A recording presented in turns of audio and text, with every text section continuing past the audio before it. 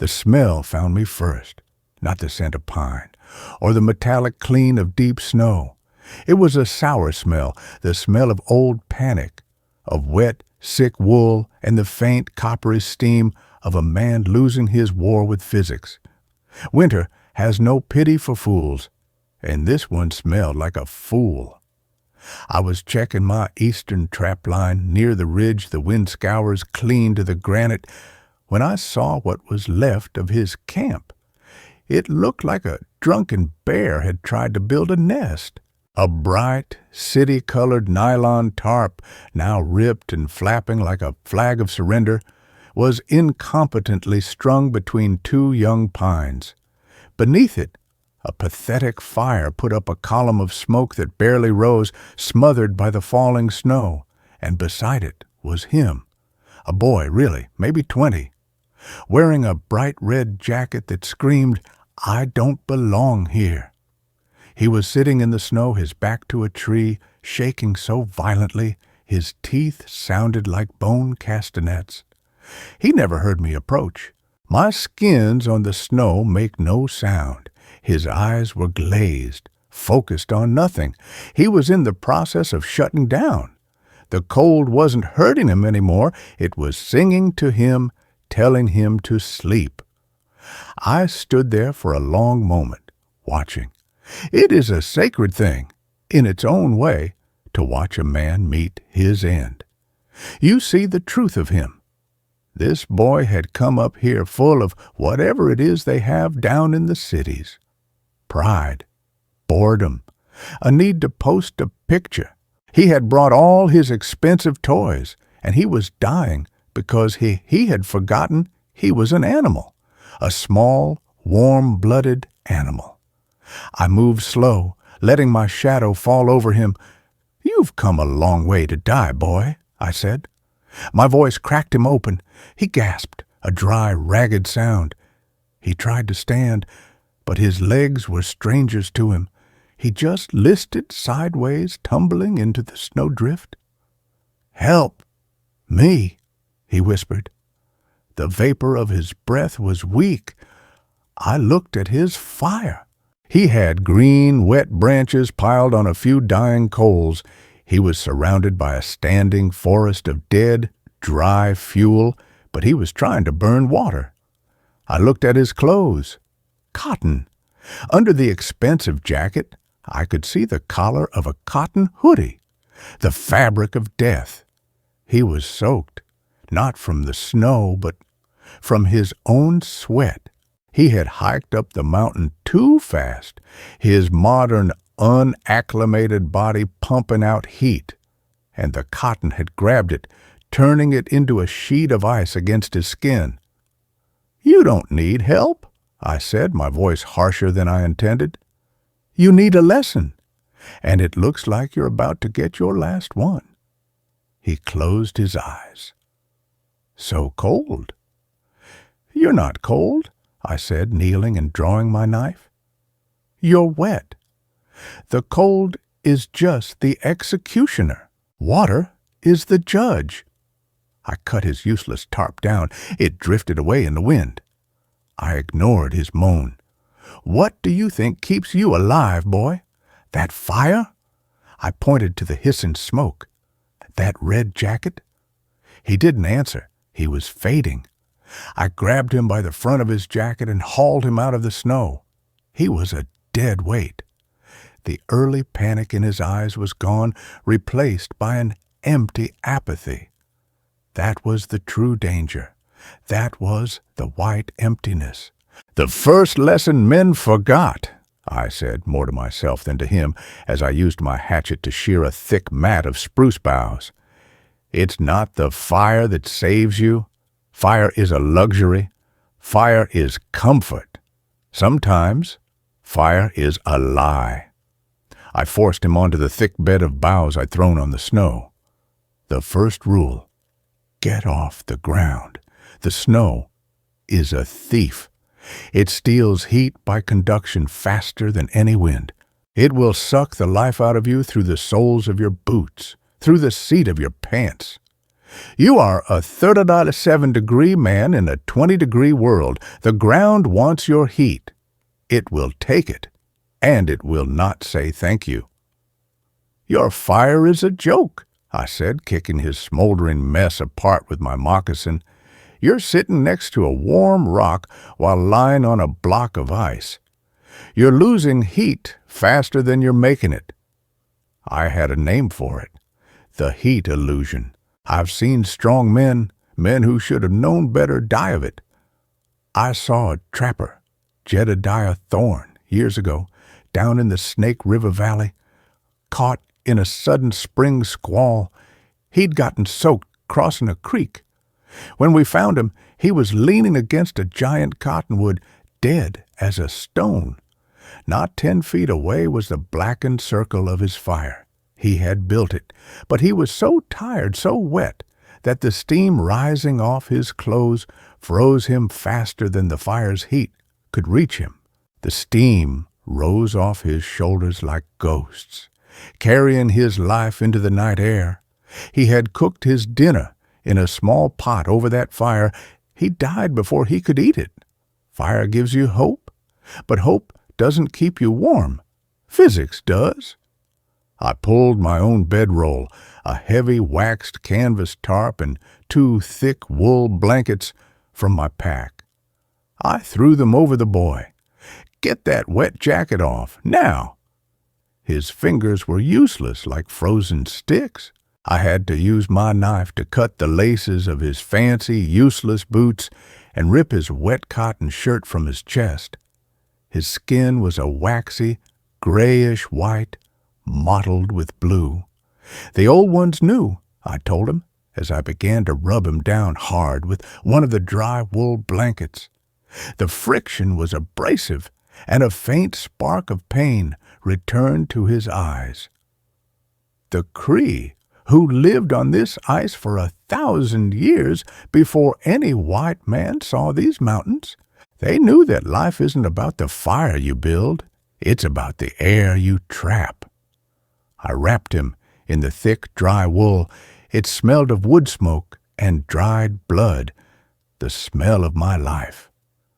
They wore skins, layers, caribou with the hollow-haired fur turned in to trap the air their own bodies heated.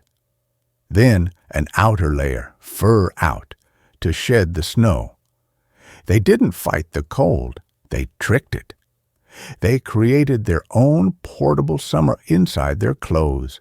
They understood that your body is the only furnace that matters.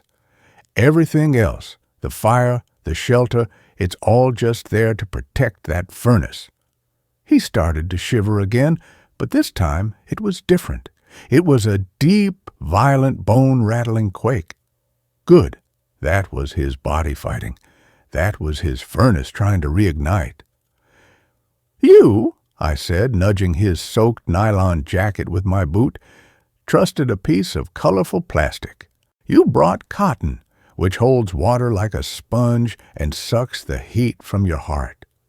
You soaked yourself with your own sweat, and then you sat in the snow and waited for a weak fire to save you. You broke every rule. I finally set about building a real fire, not a fire for comfort, but a fire for life.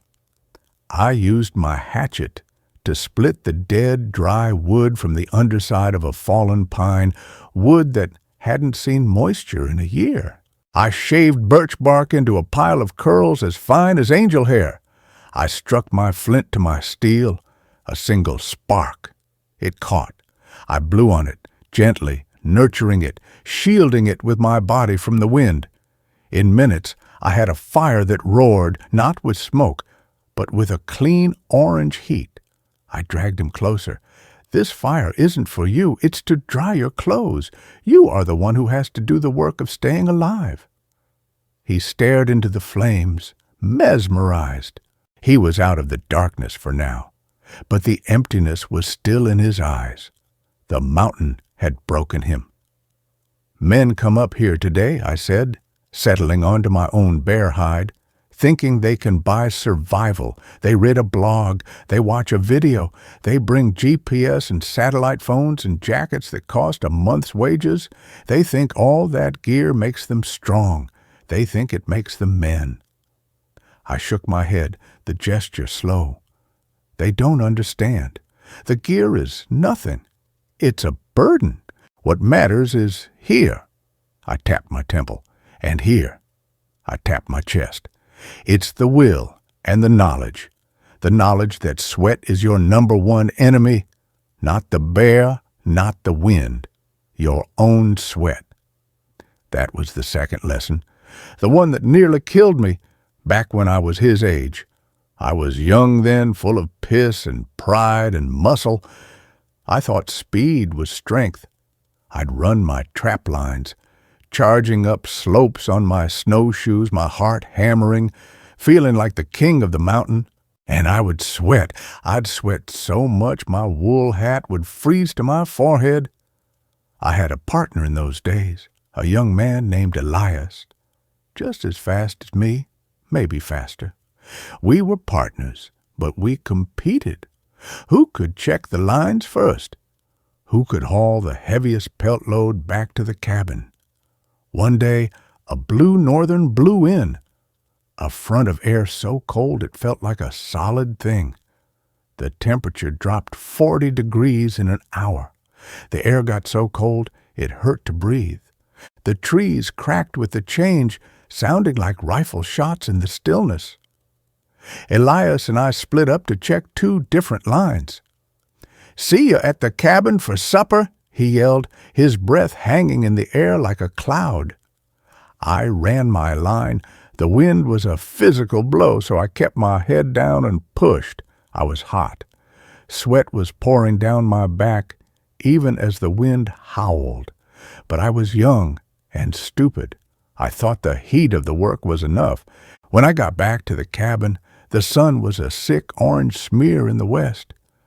The stove was roaring, the stew was bubbling.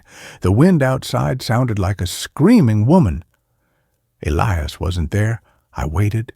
An hour, 2. The wind didn't stop. He didn't come. I went out to find him. I wrapped my face in fur and leaned into the wind.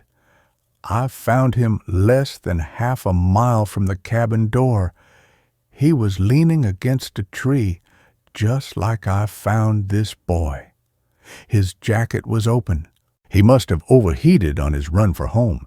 He'd stopped to rest, just for a minute. He'd unzipped his jacket to let the steam out. But when he stopped, his furnace shut off. And the sweat, that layer of salt water on his skin, it froze. Not gradually. It froze instantly. The air was 30 below. The wind was gusting to 40 miles an hour.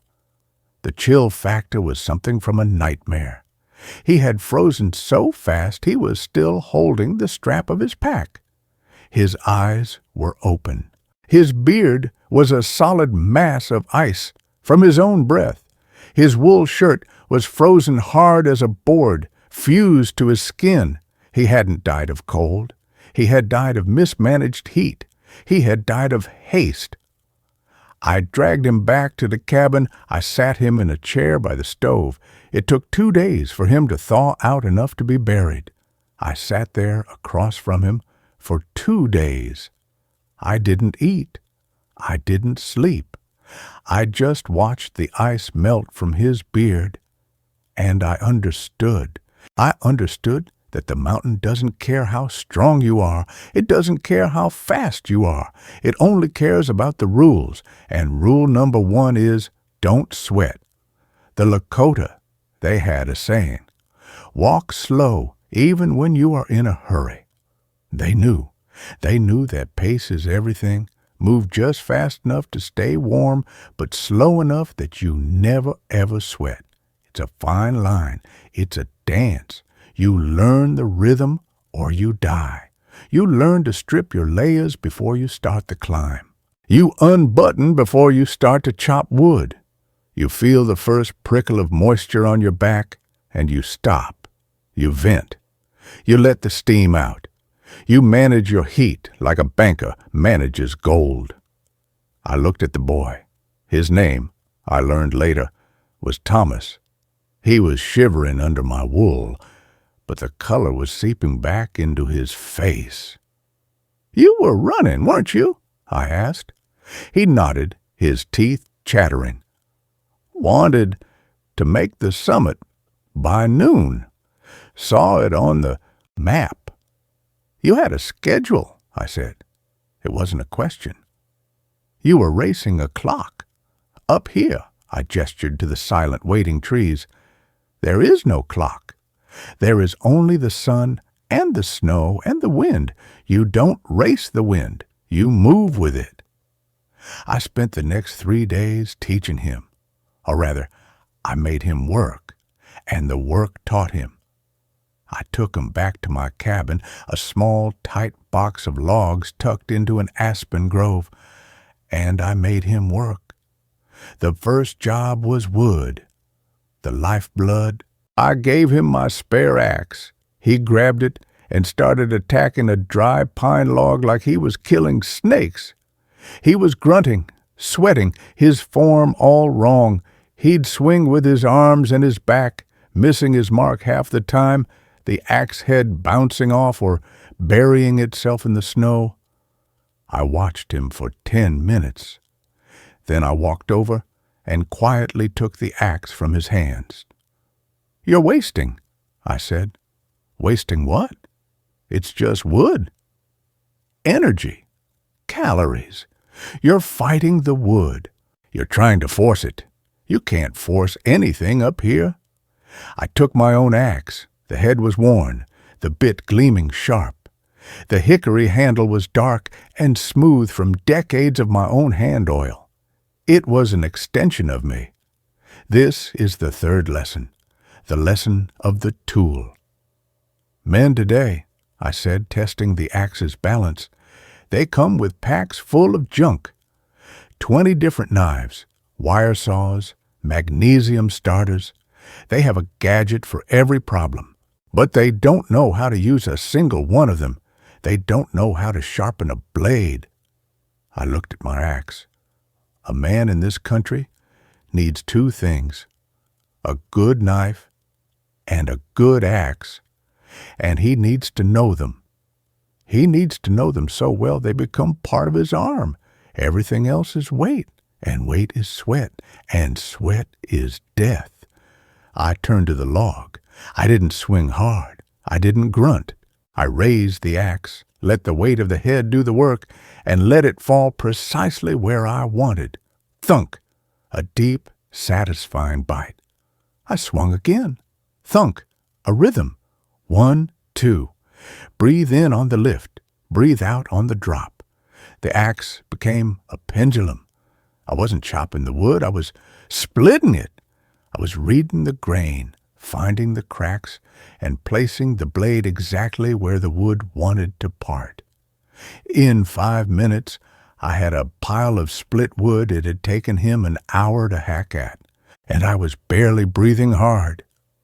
"Competence," I said, sinking the axe into the chopping block.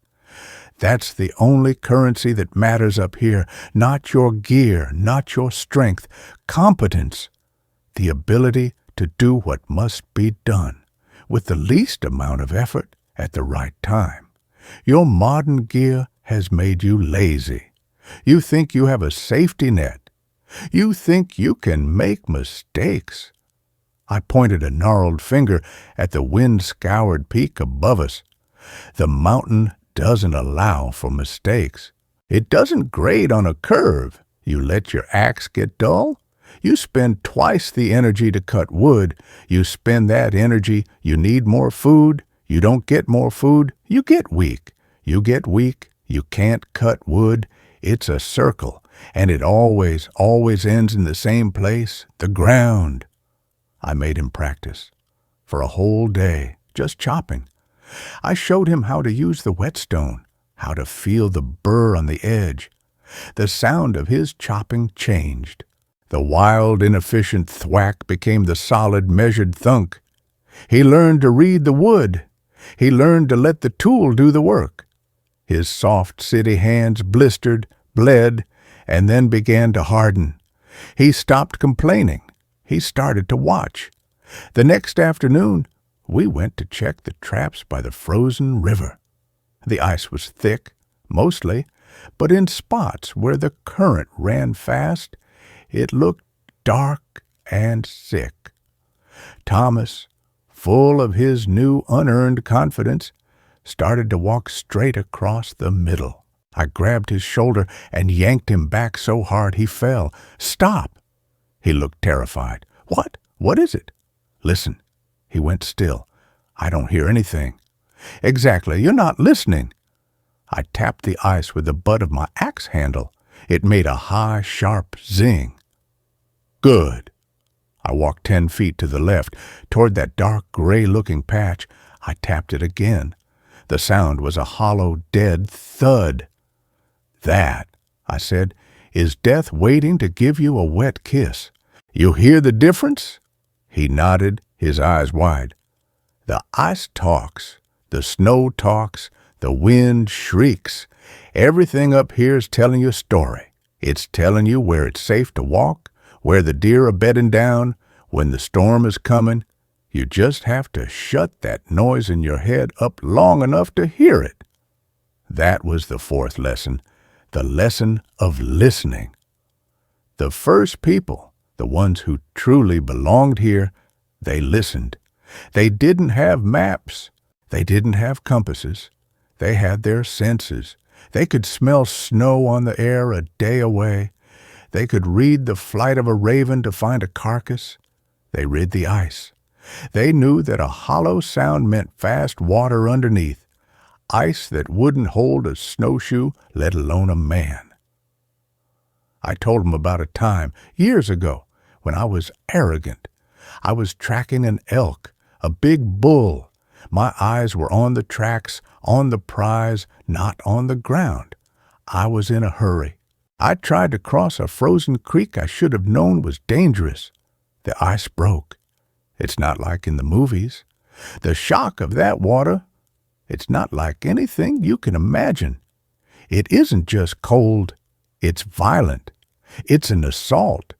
It slams the air from your lungs.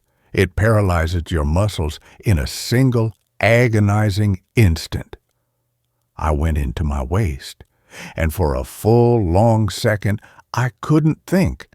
I couldn't move. The current was dragging me, trying to pull me under the ice shelf. Panic? That's the fifth lesson and the biggest. The white emptiness. Panic rose in my throat like hot bile. I wanted to scream. I wanted to flail.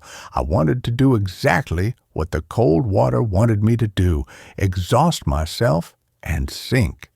But a voice, an old voice, one I didn't even know I had, spoke in my head.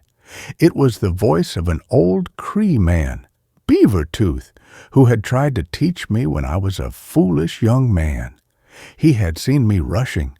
He'd said one thing: "The rabbit that runs from the owl is caught. The rabbit that freezes is forgotten. Stop." So I stopped. I stopped flailing. I forced my breath, a ragged gasp in and out. I gripped the edge of the ice. It shattered. I gripped again. It shattered. I wasn't going to get out that way. I didn't try to pull up. You can't. Your clothes are waterlogged. You're too heavy.